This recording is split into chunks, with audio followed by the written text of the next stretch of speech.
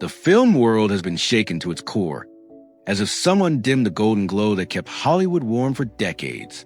A quiet grief now hangs in the air, because Diane Keaton, a woman whose spirit seemed made of sunlight, has left this world at the age of 79. On October 11, 2025, inside the calm of her Brentwood home, her final breath drifted softly into the still morning light. She did not leave with noise or struggle. She slipped gently into eternity, the way only someone who lived bravely could.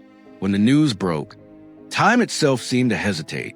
How does anyone say goodbye to a woman who made the world feel a little less lonely? How do you mourn someone who helped generations see themselves more clearly?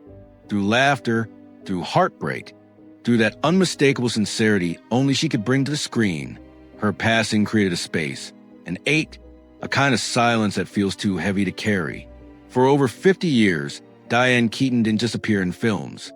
She shaped them. She didn't merely act. She transformed. From a quiet intensity of The Godfather to the vulnerable brilliance of Annie Hall, she redefined what it meant to portray truth, humor, fear, and tenderness all in a single breath. She was bold without bragging, quirky without trying, fragile yet fierce. She was an era all on her own.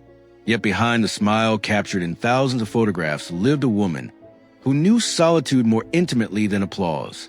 Her laughter lit up rooms, but her tears often fell unheard. She carried unspoken wounds, private heartbreaks, quiet disappointments, and a loneliness that lingered long after the cameras stopped rolling. But she did what only true artists do. She turned her bruises into beauty. The emotions she never said out loud became the foundation of her work, the lifeblood of her characters. Time, in its relentless way, has written the final line of her story.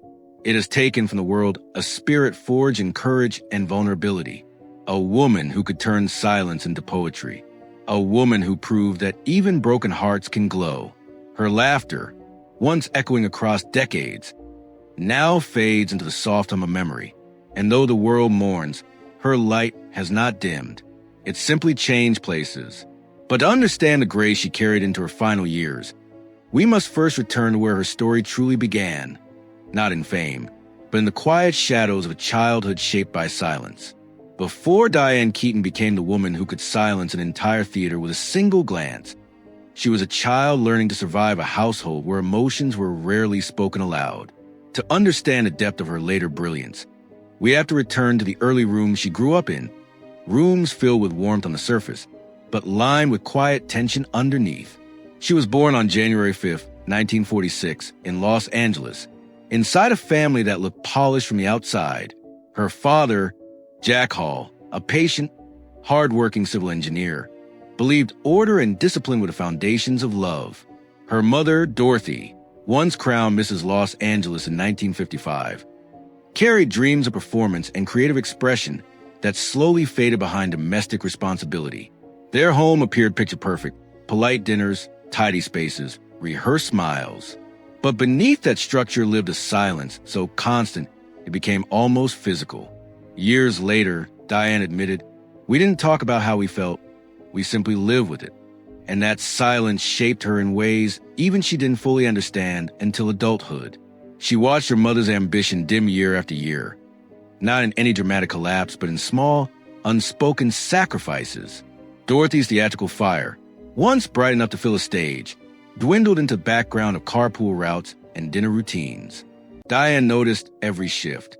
She studied the smile her mother gave guests, comparing it to the smile she gave herself in the mirror. One sparkled, one sighed. "I knew even as a child," Diane would later write, "that my mother's life was a warning, not a path." That realization carved itself into her young heart. While other girls dreamed of picket fences and predictable futures, Diane dreamed of escape, of stages, scripts, and a life built on her own terms. Teachers called her unconventional. Classmates whispered that she was odd, but nothing about her spirit was broken. She wasn't misfit. She was misaligned with a world that expected her to shrink. Her salvation arrived the first time she stepped onto a stage in high school. Under the trembling glow of a cheap spotlight, she felt something she had never felt at home: visibility. Acting didn't feel like pretending. It felt like breathing. By age 20, She packed a small suitcase, left Los Angeles, and boarded a bus for New York City. She left behind her father's quiet expectations and her mother's unfulfilled dreams. She also let go of the name Hall, choosing instead her mother's maiden name, Keaton, a tribute, a rebellion, a promise to herself. But New York was not the dream she imagined. It was a battlefield of rejection, cold nights, and fear that almost swallowed her whole. New York City did not welcome Diane Keaton with open arms. It wasn't the glamorous artistic haven she hoped for. It was a cold, unforgiving maze determined to test her resolve. When she stepped off the bus in 1966, barely 20 years old, the winter wind cut through her coat like a warning. She carried a single suitcase, a handful of dreams she couldn't quite articulate, and a courage so fragile it trembled beneath her ribs. Her first apartment on the Upper West Side was more shell than home. Cracked walls, leaky windows, and a radiator that made promises it never kept. At night, the cold seeped into her bones until even sleep felt distant. She often fell asleep wearing 2 sweaters, her breath visible in the darkness. The city roared outside, but inside her room, silence pressed down like snow. Her days followed a brutal rhythm. Mornings were swallowed by audition lines that stretched down hallways and staircases. Each rejection felt colder than the wind outside. Too tall, too unusual, not the right face. The words clung to her like damp clothes. By lunchtime, she was a waitress in cafes where no one cared about her name. By night, she sang in basement bars where cigarette smoke curled around her like a second coat. Her voice carried tremors she tried to hide, but those who listened closely heard honesty in every note. Some evenings, she walked the streets long after midnight, partly to stay warm, partly to silence the fear whispering in her ear. Hunger became a quiet companion. Dinner was often tea with a sliver of bread, carefully rationed to stretch through the week. She pawned old shoes to cover rent and scribbled bits of dialogue in the dark when the electricity was cut. Fear lived with her, but strangely, it fueled her.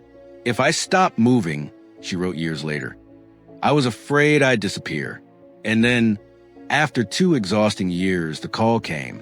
The Broadway revival of Hair needed someone raw, someone unfiltered, someone real. Diane walked into the audition barefoot, shaking but refusing to hide it. Her vulnerability wasn't a flaw. It was her truth. When she finished, the director looked at her for a long moment before saying, "Whatever you're doing, don't change it." That night, as the stage lights washed over her, something inside her cracked open. The silence she had carried since childhood finally turned into sound.